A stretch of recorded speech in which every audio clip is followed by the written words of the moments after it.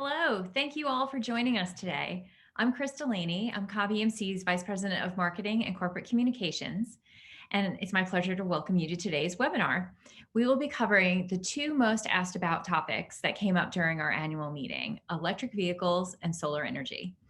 These are topics that we at Cobby EMC are really excited about, and we're thrilled that our members are interested as well. A few housekeeping items before we get started.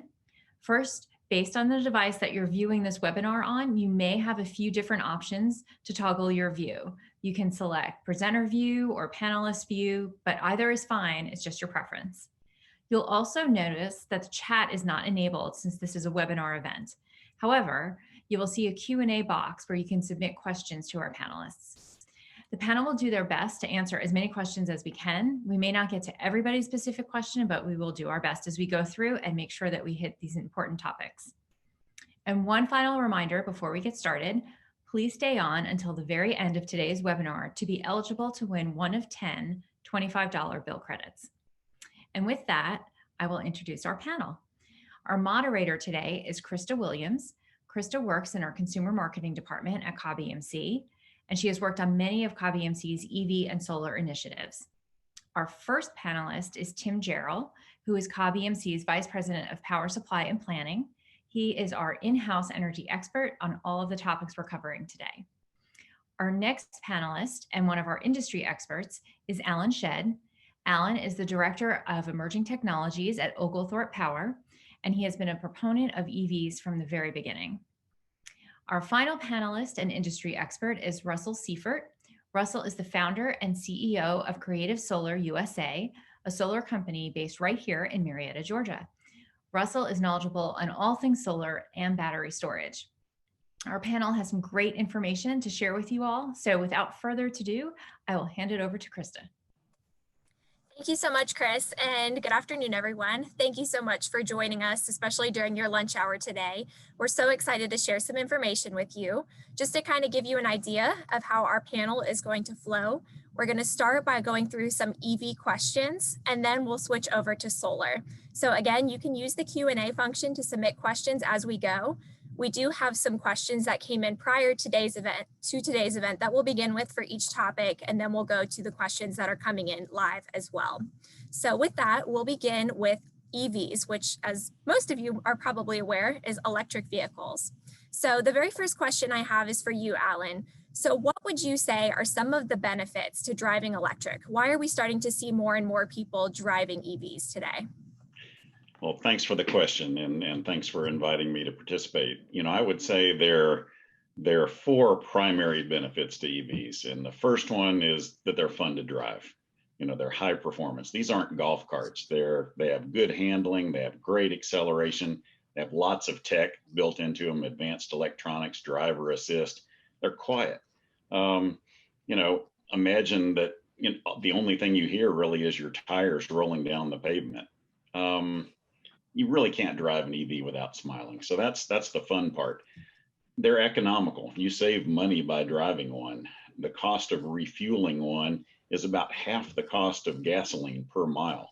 There are fewer moving parts, so there's less maintenance. There are no oil changes. There are no tune-ups. Third, I'd say, you know, they're green. They're good for the environment. Transportation is a major source of CO2 emissions.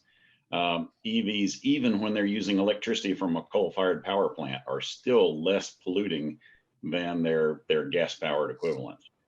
And as the grid gets greener over time, your EV becomes cleaner. Finally, I'd say they're practical. There are a lot of models to choose from right now on the market. There are more on the way. So you're probably going to find one that meets your driving needs. Thanks, Alan. That's great.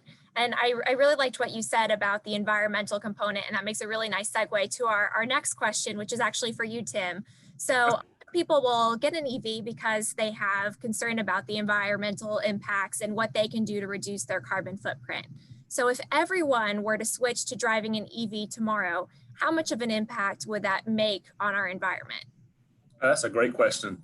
So there really are four factors that really need to be considered when evaluating the impact of electric cars on the environment. You've got your tailpipe emissions, you got your well-to-wheel emissions, you got the energy source that's used to charge the batteries, and then you got the car's efficiency. So we'll start with the the tailpipe emissions at first. So when an electric vehicle is running on electricity, it emits no tailpipe, which is also known as direct emissions. When you look at that factor alone, EVs are a lot more eco-friendly than your conventional gas-powered vehicles on the market today, as Alan mentioned. Your well-to-wheel emissions, they're all emissions related to the fuel production, the processing, the distribution, and the use. The amount of well-to-wheel emissions your EV is responsible for is really dependent on really your geographic area. For example, if you live in California, your electricity mostly comes from natural gas. If you live in, let's say, like New Hampshire, most of your source of energy is going to come from nuclear power plants. So that's a big factor in the well-to-wheel emissions. If you're looking to really generate as close to zero well-to-wheel emissions as possible, obviously not all electricity sources are created equal. Your primary motive in purchasing an electric vehicle is to be green. If that's your primary motive, then you really should be considered powering your car with renewable energy source that you can generate at your own home, whether that's rooftop solar, wind, or geothermal energy, depending on where you are in the country. So outside of the resource use of future power, another reason EVs are really considered more sustainable is the efficiency. EVs are a lot more efficient than your gas-powered vehicles when converting to energy. For example, approximately 17 to 20% of the energy in your gas-powered vehicles is converted into power versus EVs, which convert about 59 to 62% of the energy. So what we're seeing across the nation is a lot more EVs on the road, and we're seeing a lot more renewable because the price of renewables has come down tremendously in the last 10 years. And that's a great combination for the future of sustainability. There's a website I like to refer people to called energysage.com, which has a great tools for really evaluating the environmental impacts of EVs. Thanks, Tim. That was a lot of really great info. I know you kind of mentioned a lot of the people go to EVs a lot of times for the environmental savings, but a lot of people are also about the nickel and dime. So one of the top questions asked before this event was, what is the ROI on an EV? So Alan, I'm going to hand this one to you. You know, if somebody's wanting to know about how much money they're going to save, or they're going to spend more upfront, talk a little bit about the costs involved with getting an electric vehicle, if you could. Sure. So, it's interesting that people ask about the ROI on a car, and I think that's an important question. But how many times have you ever considered that your existing gas-powered car would pay for itself? So you're kind of asking, I wouldn't say an unfair question. Obviously, it's a great question with any new technology to sort of explore. Does this make sense? So the first question is, what do they cost? And I'd say first, if you're looking at an EV, particularly if it's going to be a second car, you might want to look at used EVs. There's some great deals available. For less than $10,000, you can get a nice, reliable EV, maybe good as a second vehicle, or for a student, who's going off to college. Depending on how much you drive, you may want to consider a lease. That may be a low-cost way to get involved in it. Some folks are a little concerned about buying into new technology. They don't want to be stuck with something. So the lease gives you a chance to try that without, being locked in. But, more to the question, what does an EV cost? Obviously, like any car, there's a huge range. They start at about $20,000. You can certainly spend over $100,000 for one. Most are typically in the price range, of the $30,000 to $40,000 range, which is fairly comparable with what a typical car would cost. It's interesting that there's a federal tax credit available on some models that's up to $7,500. Now, I'm not a tax advisor, so be sure to consult your tax attorney before you make that determination. But $7,500 is a nice credit to get. When we look at ROI, it's not just the first cost. There's something called total cost of ownership, where you look at what it costs to buy the car, what it costs to operate it, what the depreciation is, and so forth. And there's some calculators available that can help you get to that number. But this brings up just what the real value proposition of an EV is, and that's that it costs less to operate than a gas-powered car. Driving an EV on typical electric rates cost about $1 per gallon equivalent. So think about buying gasoline at $1 a gallon. That's about what it would cost to operate your EV. Now, you know, the great secret here is that if you took advantage of Cobb's night flex rate, your cost would be very much lower. In fact, could be free. And I know you probably have more information about this on your website, but using Cobb's night flex rate, you can charge your EV at home during off-peak hours, in the middle of the night while you're asleep, wake up the next morning with a fully charged car. The rate provides 400 kilowatt hours of free electricity each month. And, you know, that's kind of an abstract number, but if you use that in an EV, that's roughly equivalent to driving 16,000 miles a year on free energy. So if you charge at home, that's a real good deal. I mentioned earlier that, you know, EVs have less maintenance because they have fewer moving parts. All those things work together, you know, to help reduce that total cost of ownership of an EV and make it cost, you know, competitive. Over the next 3 years, it's estimated that EVs may reach cost parity with a gas-powered car, meaning their first cost would be the same as a conventional vehicle. When that happens, I mean, I think it's a no-brainer. You know, why wouldn't you buy an EV? I think that's a great point. There's a lot of great incentives out there on the market, everything from the tax credits to some of the programs that Cobb EMC has available. Tim, I know Alan kind of started talking about Night Flex a little bit, but do you want to elaborate a little bit more on our Night Flex rate and the programs that we have available for people with EVs? Yeah, absolutely. So Cobb EMC does offer what's called a lifestyle rate program to our members, where you can actually choose a rate that is a good fit for how you use energy. One of those is the Night Flex rate, which does offer the 400 kilowatt hours free between midnight and 6 a.m., which is great for nighttime charging. So if you have an EV, you can charge your EV for free, as Alan mentioned. But we also have rebates that we offer to residential and commercial members to help them with the installation of chargers to charge their EVs. And you can find that information on our website. Charging is a big process for having an EV as well, a big component of the decision for a lot of people. So Alan, could you maybe talk a little bit about that? A lot of people are worried about charging. Can they find charging? How long does a charge last? Can you talk a little bit about that? Sure. So, you know, first I would say, you know, the statistics show that 80% of your charging, if you're an EV owner like me, you're going to charge 75 to 80% of the time at home. It's easy to do. I just, you know, roll my car into the driveway, plug it in, and it's good to go the next morning. So, you know, after charging at home, then the question is, well, can I find chargers at work? Some offices have charging for their employees. I'm fortunate that my employer has chargers I can use. And then there's public charging. You may have seen some chargers around, you know, not your neighborhood, but perhaps at a grocery store, at a public facility where you can plug in and charge. There's also something called, you know, corridor charging, where if you're taking a long trip in your EV, you can stop at one of these fast chargers, plug your car in, and in the span of 10, 15 minutes, you know, get a significant amount of electricity to get onto your next destination. So how do you find these? Well, there are several apps available. My favorite app is one called PlugShare. It's a crowdsourced app that, you know, based on your location, tells you what's available and tells you what the rates and so forth are.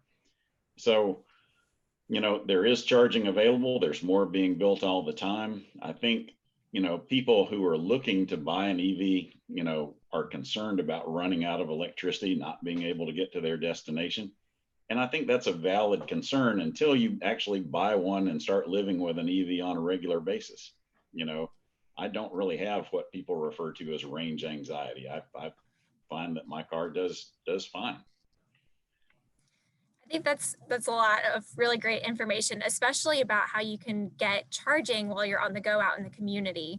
Cobb EMC actually recently installed a level 3 charger that is public facing on our campus outside near our solar flower garden. So if you're an EV owner and you're heading by our office, you can definitely stop by and charge your car up there.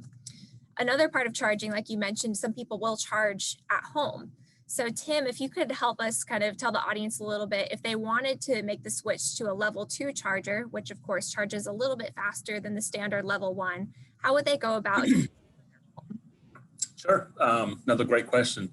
So we do have rebate programs available to members with home charging. Those have been fully subscribed for 2020, but we'll be bringing those back in 2021.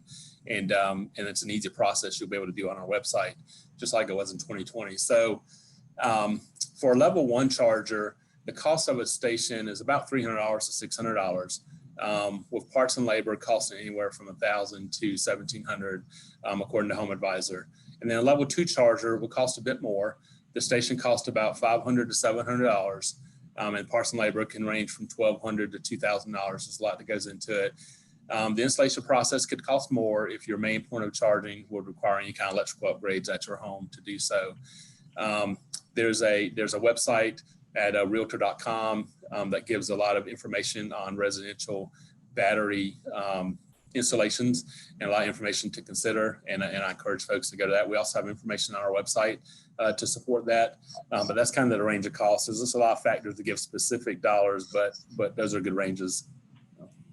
That's a good number to kind of have in mind if they're wanting to make that upgrade. Absolutely. To know what the cost would be approximately. And again, if you already have a 240 volt outlet in your garage, let's say if you have a washer dryer hookup, that's all you would need. You don't have to have any electrician do any work for you. But if you do have to make that upgrade, then the cost will really vary based on your specific home. We've had a lot of questions coming in. You'll see me kind of looking off screen. I'm trying to keep an eye on those as they're coming in. But one really good one, Alan, if you could elaborate for us a little bit more on the battery of the car itself. So not so much charging it, but more so the lifespan. How long Sure. can we expect a typical EV battery to last? And if we needed to replace it, what does that process look like and the costs involved? Yeah, that's a question we hear a lot is if I buy an EV, am I going to be replacing that battery in a year or two? Does it wear out? And, I reflect on my own experience with this. When one of my earlier cars, I converted from, a conventional hybrid to a plug-in hybrid. And this was a long time ago, 13 years ago. At that time, the battery was quite expensive because it was a research project. And then over time, over the span of 3 years, the cost, fell by a factor of 3. So it started out being a $30,000 battery, and in 3 years' time, it was less than $10,000. But really more to the point here, every major automobile manufacturer that builds an electric car is offering pretty impressive warranties on their batteries, typically 8 years, 10 years, 100,000 mile minimum. And, you have to realize that those manufacturers don't want to replace that battery under warranty. They lose money doing that. So they're fairly confident that that battery is going to last at least 100,000 miles, or they wouldn't be offering a warranty like that. So I think, the thoughts that I'm going to buy this car and in the span of a short period of time, I'm going to be replacing it, not really happening. A lot of the EVs that were, that came on the market back in, say, 2011, still going strong with the same battery packs. I've got 265,000 miles on my older, electric vehicle. My current one, I've got 70,000 miles on. I drive a lot, but, there's some EVs out there with, approaching, 500,000 miles on them. So battery life, not really that much of a concern. Sort of a related question is, well, how many miles can you drive on a typical battery? And 5 years ago, probably the typical EV had 100-mile range. Now a lot of EVs are available with 300 and 400-mile range capable batteries. And when you look at that, you think, well, my gas car can go that far and more. But it's important to think about, well, how much do you just drive over the span of a day?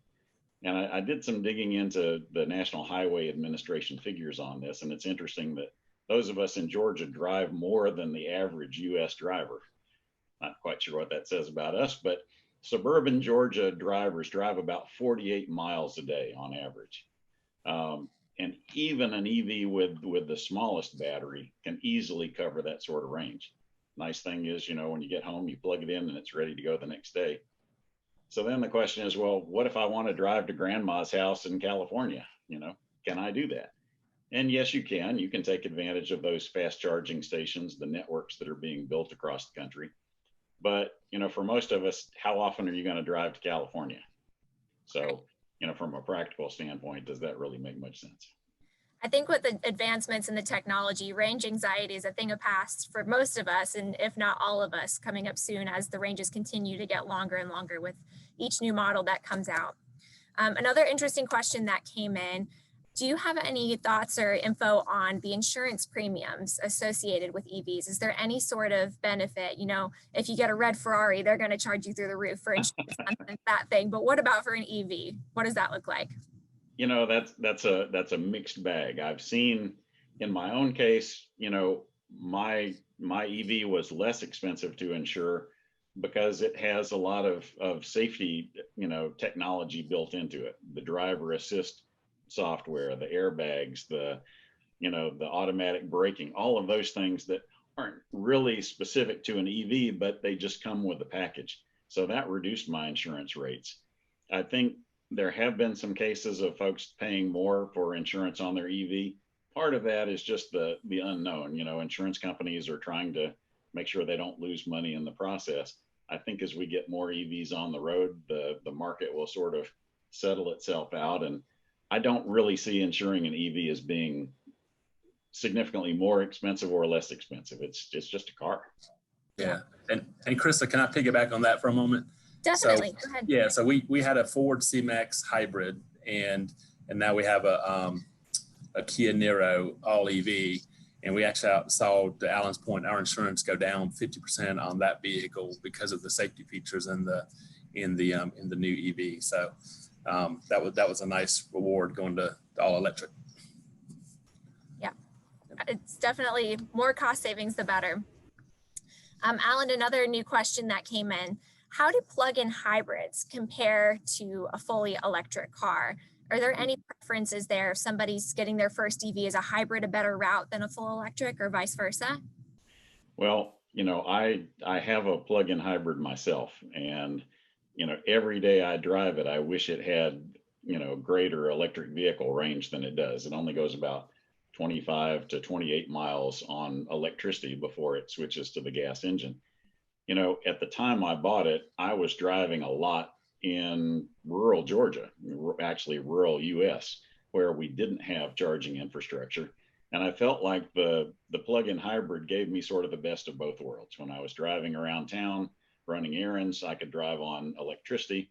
If I'm on a longer trip or in a place where I can't rely on being able to plug in, I had a gas engine to provide that sort of backup. So I've always been a fan of plug-in hybrids. A lot of people say that, you're carrying all the complexity of a gas engine as well as an electric vehicle in the same vehicle. So you're asking for a lot more issues, not reliability, but just the maintenance. You've got to maintain the gas components as well as the electric vehicle pieces. So some people sort of view plug-in hybrids as a gateway. If you're not really sure that you want to go all electric, get a plug-in hybrid. There are plenty of applications where they make perfect sense, and it depends on your driving style and how you drive and where you drive. As I said, in my case, based on what I was doing, it made a lot of sense. Today, with a vehicle that can go 300 or 400 miles on a charge, that would meet most of my driving needs. My longest typical one-way drive is about 310 miles. So I could do that on a single charge pretty easy. I think that's a great point, that really which EV is right for a specific person is highly dependent on them and their unique needs, how much they're going to be driving. What are some of those consideration factors that you would say for them to think about, whether that be choosing between hybrid and EV or within full EVs? What are those things you need to think about? So, again, the terminology can be a little confusing here. We've got gas-powered vehicles, we have hybrid vehicles like the original Toyota Prius that you can't plug in the wall. It's a hybrid. It has an electric motor, but it's not rechargeable. So we don't really talk about those in the same context. A plug-in hybrid has a gasoline engine, it has an electric motor, it has a battery, you can plug it in the wall and recharge it. So it gives you sort of both of those features with that extended range of having the gasoline engine.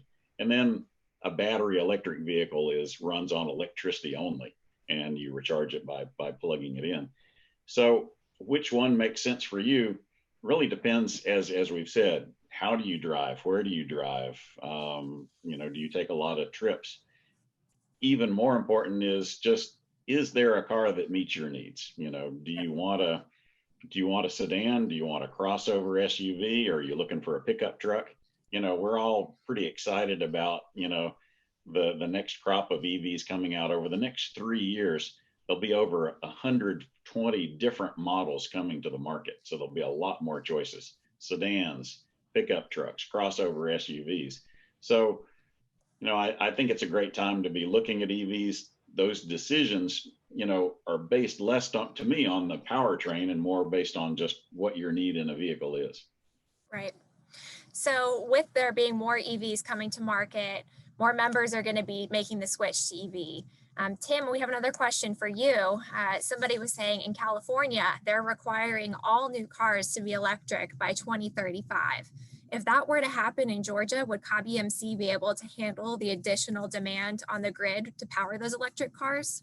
That's a really good question. So I'm sure everybody's seen a lot of the announcements from the automakers over the next 10 to 20 years. And there's several states that now have put mandates in place over that same period of time for cars to be moving to all EVs. So part of the planning for an electricity grid is you don't plan for the next year, you plan for the long term. That's both on your distribution, your transmission, and your energy sources. So we plan out 10 years or beyond, in some cases even 20 years, and you kind of forecast what the future looks like. So part of our planning process that we go through for power supply is looking at the impact of EVs, for short term, midterm, and longer term, and what that growth would do, and what kind of capacity, energy, and upgrades would need to be done to the lines. Part of that is working with our G&T, which is Oglethorpe Power, Georgia Transmission Company, and Georgia System Operations, and that's a whole planning process as well. So we don't see any issues not being prepared for what's to come, because we're keeping a very close eye on the growth of EVs, what that means for kilowatt hour usage. Certainly energy efficiency, has a play as far as reduction in kilowatt hour load. So all that's factored in what our planning needs are. So we don't wait for it to happen to plan for it. We're always planning ahead for the long term. I think that's great for our members to have peace of mind that if everybody switched to the EV, that we'd be ready for it. We're keeping it. We've got a lot of really great questions coming in from our audience. This next one I'll actually take because it relates to one of the programs we have. Members are wanting to know if they can compare their energy use on the current rate versus NightFlex and how they actually go about signing up. So you're actually able to view your daily and hourly energy use from Cobby EMC through our online account management system. Any Cobby EMC member is able to sign up for an account if you don't already, so that you could actually view the usage in your home very close to real time. And that would allow you to go ahead and compare your rates and see, if you're using a lot of power in the overnight hours, NightFlex might be a really great option for you. And to actually go about signing up for that, you would just go to our website. Specifically, it's cobbyemc.com/rates. And that's where you can see those different lifestyle rate options that Tim mentioned earlier. So you can make the switch to NightFlex or any other rate that you might be interested in. So the next one I actually have, Russell, we're going to go ahead and get you roped in here. I know you've been quiet. We got some renewable questions coming in. So a couple members were saying, you obviously work in solar. And if somebody is wanting to power their EV with solar energy, talk about how that might work. Have you seen any installations like that with your customers where the two are really linked? We do. We find a lot of people that have electric vehicles. Either they will get the solar before they get the electric vehicle, or they'll get the electric vehicle, then they go with the solar. And a lot of the reasons are because it's kind of contradictory if they're wanting to be pseudo green and they're plugging into the grid where the majority of your power is coming from fossil fuel emissions. They feel an obligation, a moral obligation to get their energy from the sun. And so we see that happen a lot. And the big benefit of it is that if your car isn't there and not being charged at the moment. The solar is offsetting the demand in your home, number one. Number two, there are other times where your car is there and it's at nighttime and you are pulling energy from the grid. Well, however, you're still in a pseudo carbon neutral status because you are collecting energy during the whole rest of the day from the sun to offset your demand loads, whether it be from the house or your electric vehicle. So those two go together very, very, very well, very, very well. I think that a lot of members who, like you said, if they pick one, then they're ready to get their feet wet in the other, which is why this webinar is great, since we kind of have the two topics merged together here. Yep. Alan, I have another one I'll give to you. As EV adoption continues, will people expect to be able to see more public charging in the area? How is it typically determined where those chargers pop up? Yeah, so, it's interesting, in the early days, there wasn't public charging, but there wasn't much need for it. We had to sort of beg and borrow, charging. I'd drop in at a friend's and say, hey, can I borrow your outlet? We are seeing more public charging being installed. A lot of businesses are putting them in part as an incentive to attract customers. I've seen this more at hotels where, frankly, when I'm traveling, I'll choose a hotel based on whether they've got an EV charger or not. Same goes with some restaurants, with entertainment locations, whether it's a movie theater or the Braves Stadium, places like that. We are seeing more public charging going in. I'm seeing a bigger emphasis on what we'd call corridor charging, along interstates and highways. There's still some significant gaps in rural areas, sort of off the interstates. So there is a need for installing more. On the other hand, as you get a car that has, 400-mile electric range, you're not really going to need to stop and opportunity charge, if you will. You go to the grocery store. My grocery store is, 7 miles away. I'm not going to stop and plug in at the store. I just don't need to. So it's, we're sort of running a technology race, if you will, between battery capacity and the need for charging. All right, so we've got a ton of really great questions come in, but I do want to save some time for solar as well. So Alan, I'm going to give you one last question. You're going to have 60 seconds. I need you to convince all of our members listening today why they need to go out and get an EV if they don't have one already. All right, so here's the elevator pitch. So if you're looking for a car with the performance of a sports car, with the low operating cost of an economy car, if you don't mind, saving the planet and reducing pollution, you probably ought to consider an EV. If you like the convenience of starting out every day with a full tank of energy where you don't have to stop by the gas station, if you like high-tech things like I do, I'm a geeky engineer, I love that stuff. Or if you like the simplicity and reliability that an EV offers, you should look at an electric vehicle. So I would encourage you to talk to friends, come to one of our EV club meetings and meet some of us who drive them on a regular basis. And even more important, drop by Cobb EMC and test drive one of their EVs. It's a great opportunity to get firsthand experience and discover what driving an EV is all about. That was great. I think we're going to see all the web searches for EVs going up. People are going to run out and try to look and do their research to buy an EV after this. Good. It's a really great, kind of set me up there to talk about our EV checkout program. It's the EV Experience Program. So if you go to our website, if it's cobbemc.com/EV, there you can find all of our resources regarding everything. We kind of walk our members through the buying process, what you need to know before you buy, once you have an EV, EV charging. And on there, you'll be able to check out one of our fleet EVs at Cobb EMC. Yes, they're fleet vehicles, but they are our members' cars, and we want them to take them out, test them out. It's not like a test drive at a dealership. We'll hand you the keys and you can take it for the weekend to really see what it's like in your daily life. So we hope you guys all take advantage of that program. Thank you guys so much for that great discussion on EV. Now, if we don't mind, we'll kind of switch gears to solar. And with that, Russell, our first question that was asked again and again and again before this event was very high level. How does solar work? Everybody knows it comes from the sun and it can power your house, but how does it work? What's the technology behind it? the technology it's almost so simple, it's hard to believe, to be quite frank. It takes the spectrum of the rays from the sun. It's not from the heat from the sun, which some people think it is. It's from the rays. So like on a cool sunny day like we're having today, your solar is actually more efficient and effective now than it is in the summer days.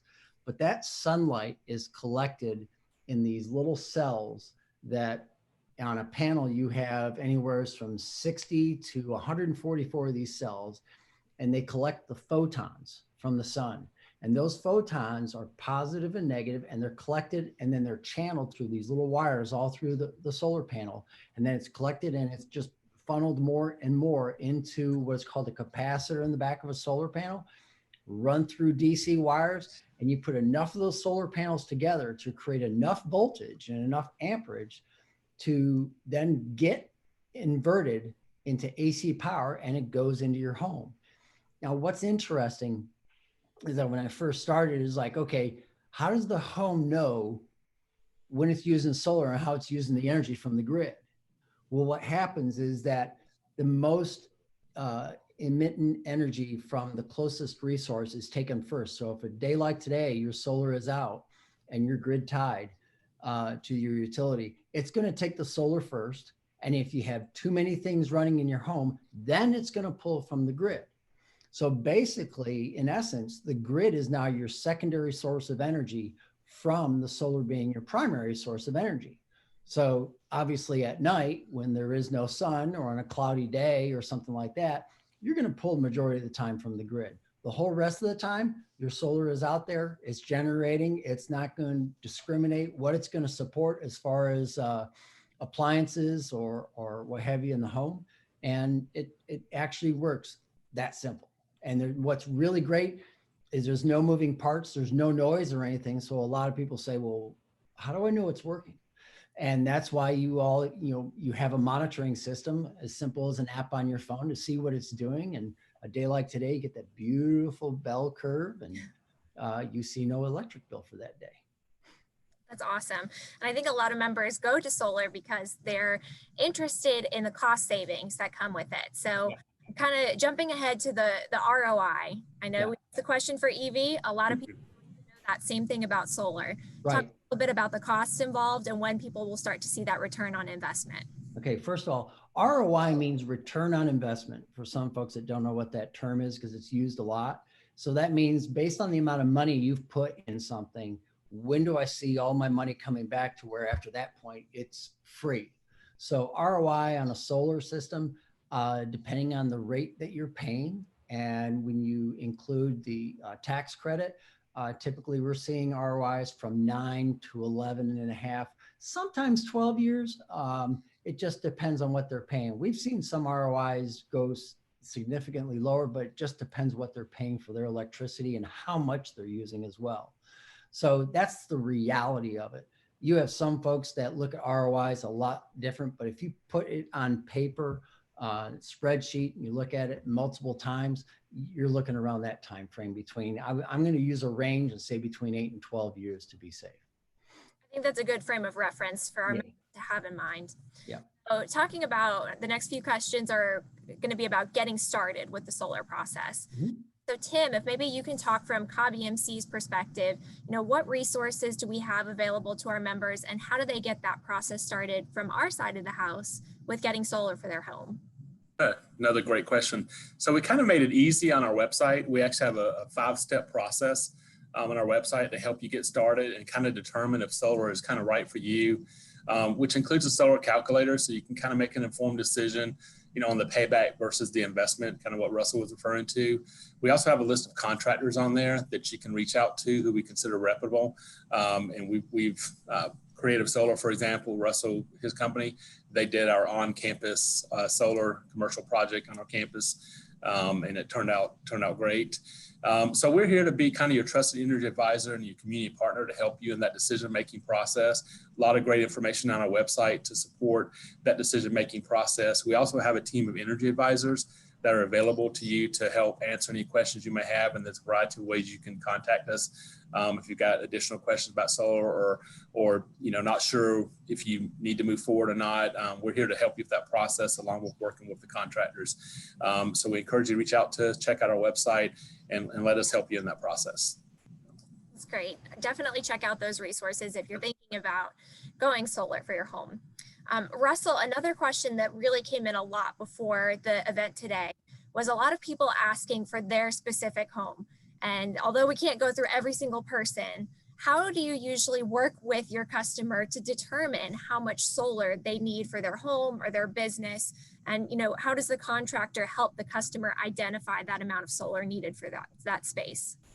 Great question. And it's very important that they do get this piece of information for them to understand it wholly. We have found it to be extremely helpful now, especially even with COVID, that we can do the majority of this all virtually. We have software programs where, as long as we have the correct address, we can look at the roof, because the majority of homeowners put the solar on the roof. There are some occasions where they do put a ground mount, okay?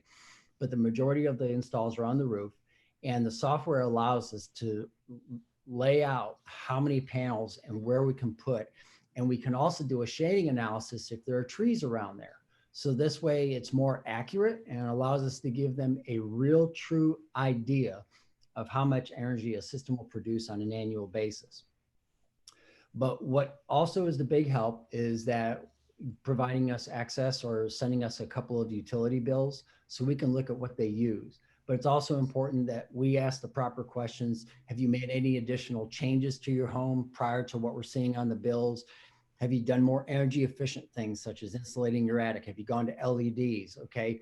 Are you going to be putting an Eevee charger in there? Things like that. It's always good to know what are you going to be doing in the future as well. But also the other assessment that we feel is really important to know and educate the customer in advance is, how old is your roof? Because no one wants to make an investment like this and in 2 years have to replace the roof, because then you have to pay to have it taken all off and put back on. So we actually do a very thorough analysis, and we find out about the age of the roof, the composition, the structure of it, to make sure it's all lined up and there are no issues 15, 20, 30 years down the road.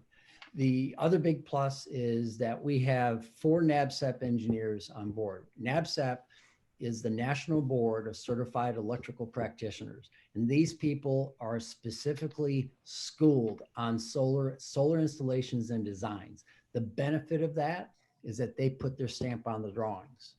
And it has a passing percentage of only 42% the first time you take it. It is not easy. And it's something that we constantly preach for our staff to all take different levels of NABCEP certification. It keeps you on top of the knowledge. So when you're talking to a homeowner or a business owner, you should be able to answer the questions as detailed as possible. One other thing to add, as far as when you have solar at your home that I did not mention about ROI earlier, is that the average solar installation increases a home's value by $15,000. So some people will look at their ROI and say, well, if I spent 17 and it improves the value of my home by 15, my ROI is pretty much there because I got the tax credit. But it all depends on how people want to look at ROI and just being able to, I want to address other people's perspective of how they look at the value of solar as well. So you gave me a lot of great things there that I can ask questions from. But the first one I'm going to actually go with is related to that tax credit. Sure. So can you talk a little bit about that? What is the tax credit? How are our members eligible for that if they're getting solar? Very good question. It is a tax credit, first of all. It's not a rebate. It's not a check you get back, okay? It is a tax credit, a federal tax credit. So in year 2020, the tax credit is 26% of the total cost of the installation. So, and that includes the electrical work, the solar panels, the racking, the engineering, et cetera. So whatever your contracted price is, 26% of that, when you do your taxes, can be deducted off your taxes of what you owe Uncle Sam. Now, if you don't have that tax appetite, the first year, you can use that up to 4 years forward. So it gives you plenty of time based on how your income is structured. At the end of this year, the tax credit drops down to 22% of the total cost of the system. And then at the end of next year, it drops down to 10%. So if anybody is thinking about it, you better think real hard between now and before the end of next year. Don't make a decision in December, because I will tell you, we're going to say it's not going to happen. Okay. It's that simple. And there's always a time window about 2 months prior to the end of the year. Our phone lines just go nuts. People say, oh, I got a tax appetite. I got to get solar. And it's like, sorry, folks. And we'll refer you to somebody else that we think may have the bandwidth to help you out. But the tax credit does change at the end of this year from 26% of the total cost down to 22%.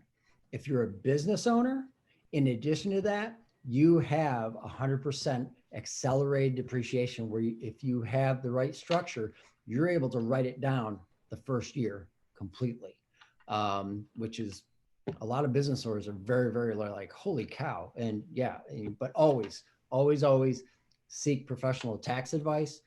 We are not consider ourselves tax advisors in any way, shape, or form.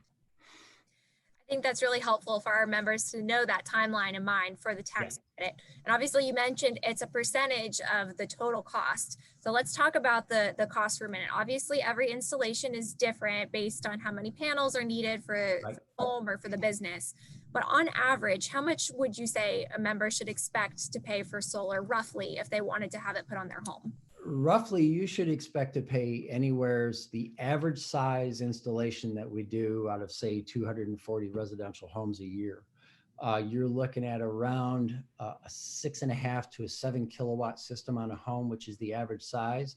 And so that's going to run you somewhere between, about $15,000 to maybe $20,000. And the reason why I give you a range, it's going to depend on the installation, okay, the complexity of the installation, and also the type of materials. Some people, 90% of the time, we use microinverters, which allow customers to look at production at a very molecular level, from panel to panel to panel, similar to what's on CABI-EMC's campus. They can look at all 6,000 solar panels individually. And it's a great technology, but the big plus about that, what you're paying for, is that you're getting a long-term warranty. The warranty on the products are 25 years from the manufacturers, not from us, okay? They're 25 years from the manufacturers, and we deal with nothing but tier 1 products. So your manufacturers have been around a while. A lot of them are publicly traded, so they're not going anywhere. And you've got additional resources if you're not able to get a hold of somebody. But primarily they reach out to us first, and then they reach out to the manufacturers secondly if need be. So you mentioned there's a warranty on them for about 25 years. Yeah. How resilient are the panels themselves? Can you expect around a 25-year lifetime? Is it ever any longer, shorter? I will tell you, before we started the company 13 years ago, that was the biggest question, is like, are they really, how long do they really last? I've seen 40-year-old solar panels. Wow. And the life expectancy, not the warranty, but the life expectancy of a solar panel is from 35 to 40 years. So we can only go on the information that we have at hand and that we can try to forecast in a conservative nature. But right now, that's approximately the lifespan of the solar panels. And what's neat is that they require little to no maintenance because there's no moving parts. So, you have it, it's installed up on your roof, and you just move on. So we've had a lot of really interesting questions coming in related to installations in a residential use case. So this one is really interesting to me. Can my homeowners association legally prevent me from installing solar panels on my roof? I will tell you, there's enough white paper out there, and there's enough legal documentation out there where in reality they can't. But a lot of homeowners want to take a not so aggressive stance. We will step in, we'll provide a good 3D image, allow them to present to the homeowners association. And we've had a 92% success rate in doing it. So a lot, when we talk to customers and say, well, I just going to want to go put it on. I say, well, you may not want to do that because they can order a cease and desist, and then we're kind of stuck here in the middle of the installation. So we try to walk them through the process as much as possible. And you'll find that most HOAs are understanding the request. Realtors, initially, years back, they say it's going to affect the sellability, of the home or nearby homes. Well, a home with solar, statistically speaking, and it's proven, even in the Southeast region, not California, Southeast region, a home with solar has a 50% chance of selling faster than the house next door to it if they're both on the market. Wow.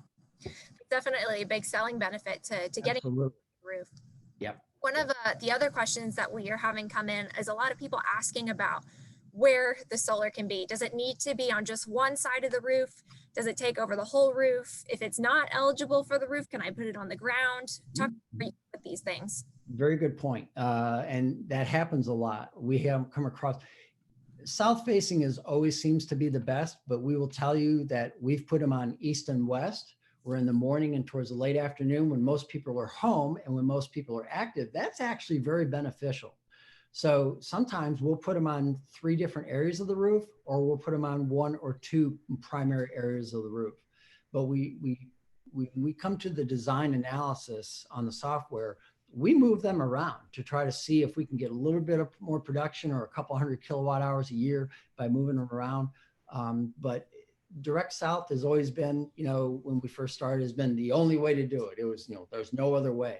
But we're finding with all the other installations we're doing is that even an east-west or a little offset, east, southwest, southeast is very, very beneficial as well. Ground mount applications, they cost a little bit more because there's more metal involved, but we've done many, many ground mount installations as well. Okay, cool. Definitely good to know that you can put them different places. Oh, yeah.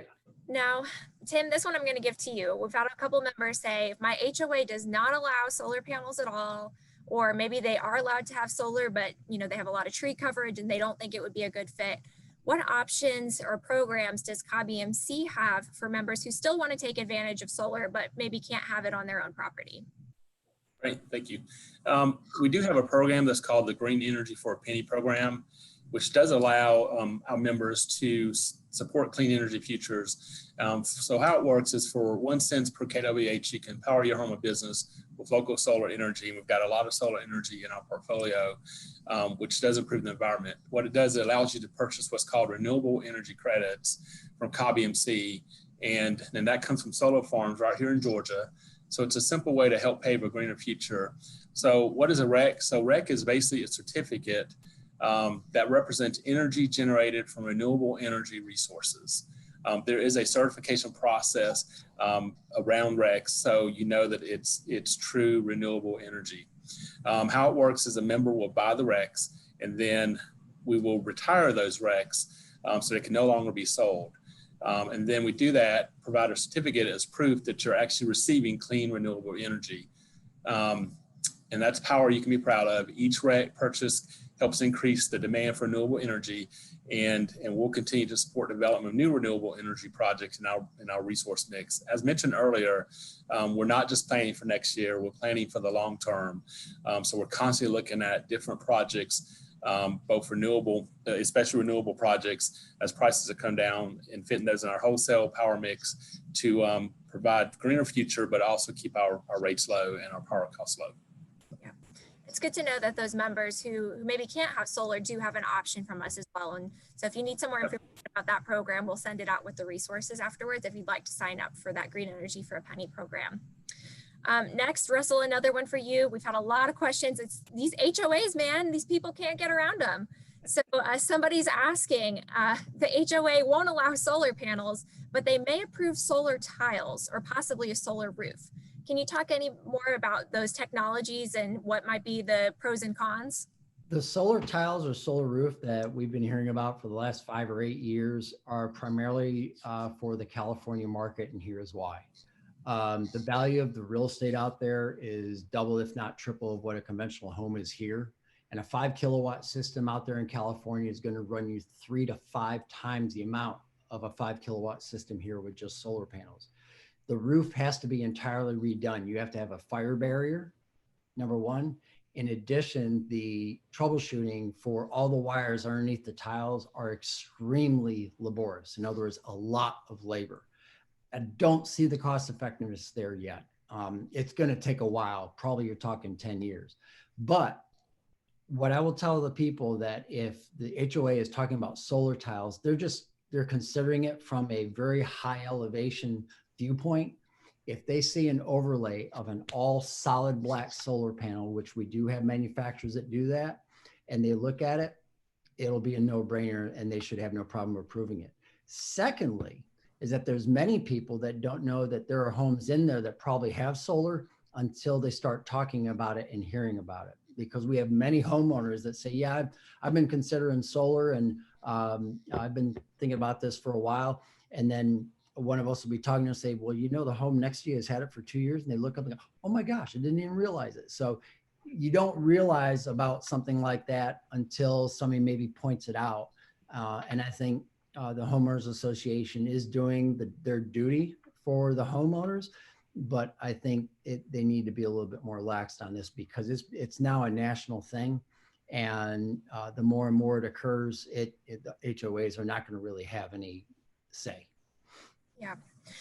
So a question that we had come in related to solar panels as well for you, Russell, is will my solar panels still work if the grid is down?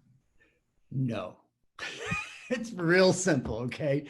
With a solar array is grid tied, and there's a electrical NEC electrical code called anti-islanding, which means that if the grid goes down, your solar system goes down. And the benefit of that is for the benefit of the utility company, because if those guys go out there to work on that line and your solar is generating and pushing energy back to the grid, you're putting the utilities people they're hardworking there when you need them most, you're putting them at risk. So no, it will not. That's where energy storage comes in, and it's been very, very popular. Right now, about 72 to 75% of all of our clients are now going with storage because they find that they can use it. They can run these energy storage systems down twice a day to nothing and help offset their peak load times in the early morning and the evening hours when solar is not fully out there. So let's talk a little bit more about those energy storage systems, the battery. Yeah. Mm-hmm. So when somebody gets solar in their home, would they go ahead and install a battery at the same time? What's the advantage of doing that either right away or later on to store energy? The benefit of doing that at the same time is that the tax credit applies to the cost of the battery system as well. That's a big plus. So you get additional bonuses there, but also it's not requiring 2 trips or 3 trips of having electricians coming back and doing additional work.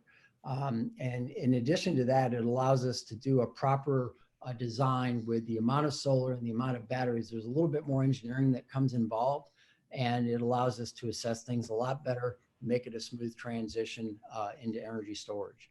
So right now, energy storage used to be only used for backup. Now it's used for backup as a bonus. Energy storage is used on a daily basis just to help offset their demands. That's a good point. You can have that extra power when you need it. Absolutely. That way. So Tim, I'm going to throw this next one to you. We had a few people asking about COB-EMC's solar rates and how they get hooked up to the grid and how they sell power back if they either generate more or they have excess sitting in their battery that they want to sell back. How does that process work for members? Okay, sure. COB-EMC, I feel like we have one of the more generous programs in place to reward folks with to have solar. So the way it works is basically it's outlined in our distributed generation policy. It's on our website. But the simplest way to explain it is if you have energy that you push back to the grid that you don't need for your native load at your home, then basically it's we give you back what's called an avoided cost. And right now that's 3.5 cents. So for example, if you use 1,200 kilowatt hours from the grid, but you push back 200, then you'll only be billed for the 1,000. If you happen to push back more energy than you use in a billing period, and we actually net it each hour, then COB-EMC will pay you that avoided cost that I mentioned, that 3.5 cents.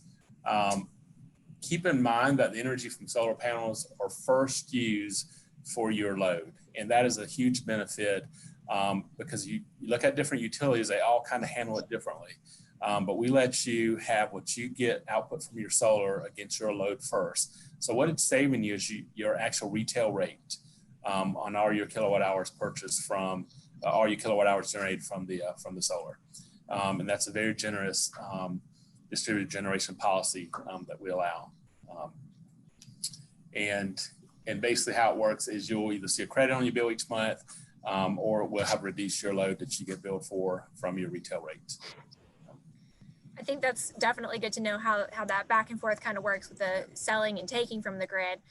Russell, would you say that a lot of people will install larger systems than they need and often sell back to the grid, or is that usually kind of more rare that happens? Well, there's been a lot of programs, and there's a lot of programs out west where solar companies have come out and just try to plaster the roof and say, you can sell your excess back and you can make money from it. That is not true. Okay, let's first knock that off. A lot of people say, well, I want to get money from the utility company because they've been getting it from me all these years. The solar, you want to have a system that's designed to offset the majority of your usage.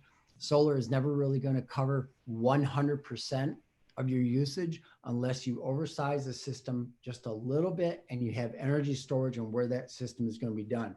That comes down to the people, whoever you choose to talk to, know what they're talking about and know what they're doing based on the information that you provide them. It is very possible, but you want to send as little back as possible and you want to use what you're generating. So that's why when you put an energy storage in your home, you're basically buying low and selling it retail to yourself. So it's, I use the term, it's like a peanut butter and jelly sandwich. It just goes real good together. I like that analogy a lot. Yeah. Tim, we had a couple more that came in as a follow-up on that last question. These are pretty quick. Are businesses eligible for net metering? You are muted. Part of 2020 is being on Zoom meetings. Yep, sorry about that. I knew I had to do it at least once today. So commercial establishments can put solar on the rooftops, and it can help offset their native load, okay, just like on the residential side. Yep. Yeah. And another quick one: can you have solar and also be on the NightFlex rate? Yes, you can. So with our lifestyle rate options, we don't limit what rate you choose, no matter what your circumstances may be. And yes, you can be on the NightFlex rate. So thank you. Like I said, just two quick ones for you right there. So Alan, let's get you back in the mix here. So if you have solar on your home, how can that impact your homeowner's insurance and if you have roofing insurance? Okay, so, as Russell mentioned, in some cases, adding solar increases the value of your home. You're making a big investment here. So, it's a good idea to consult with your insurance, agent to just make sure you're covered.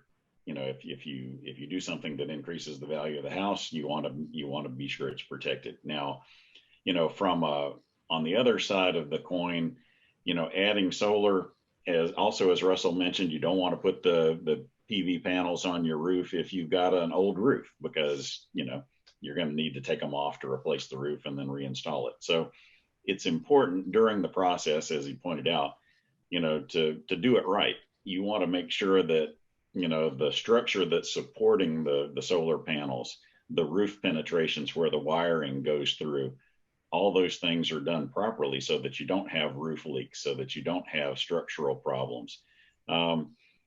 Assuming all that's done right, you're really not setting yourself up for a problem. So from an insurance standpoint, I don't see a big impact other than potentially, you've increased the value of your home, and then as a result need a little more coverage.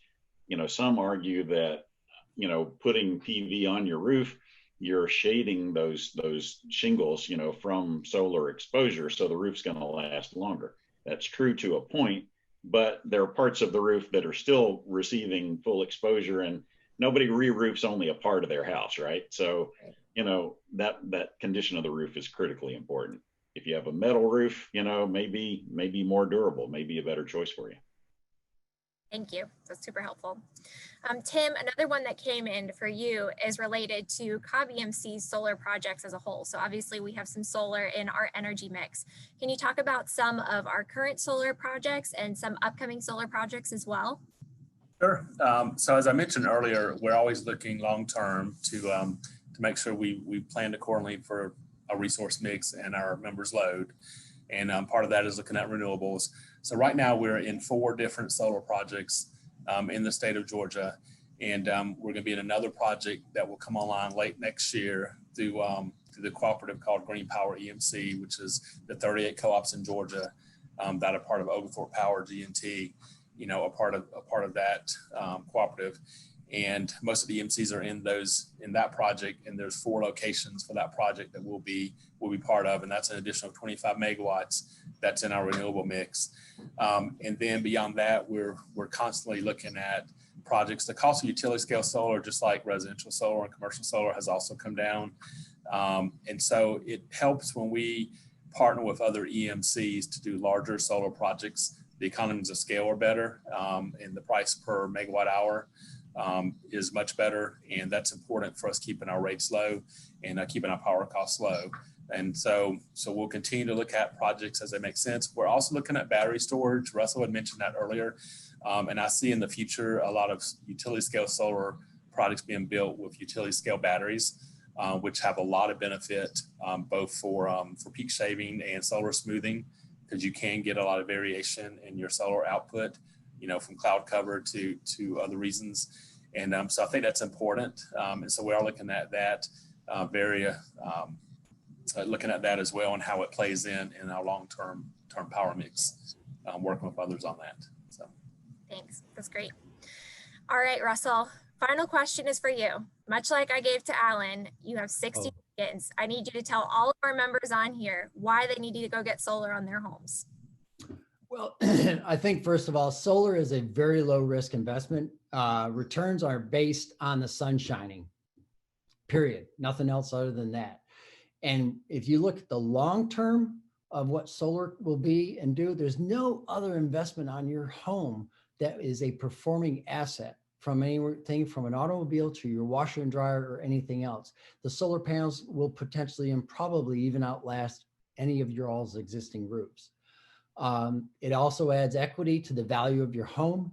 And when you add solar and storage, it gives you the power when the grid is down, self-sufficiency, energy independence. And then you're also setting an example for the future generations of how to have a cleaner, healthier environment for even future generations to come. Thanks. I think that's a great selling point. And again, we'll see those Google spikes in our area, people searching for your company, ready to put it on their roof. Thank you guys so much for all of your insight today and sharing that information with our members. Chris, I'm going to hand it back over to you for closing. Thanks, Krista. Thank you everyone for a great conversation today. Lots of great questions. And I hope you've all enjoyed it. And if you enjoyed today's event, we hope that you'll join us again on December 16th at 12 o'clock when we'll be hosting our next roundtable panel discussion. That roundtable will be all about our local community and the ways that many of our local nonprofit organizations have been impacted by COVID-19. We'll hope that you'll join us to learn more about how you can get plugged in and help, especially this holiday season. If you are still on the webcast right now, you are officially eligible for today's drawing. 10 members that are joining us today will win the $25 bill credit. We will be sending out an email to everyone who joined us today with a recording of today's event, several of the Eevee and solar resources that were mentioned, and a brief survey. In that email, we will also let you know if you were a winner. So again, thank you all so much for joining us today, and have a great afternoon. Thanks.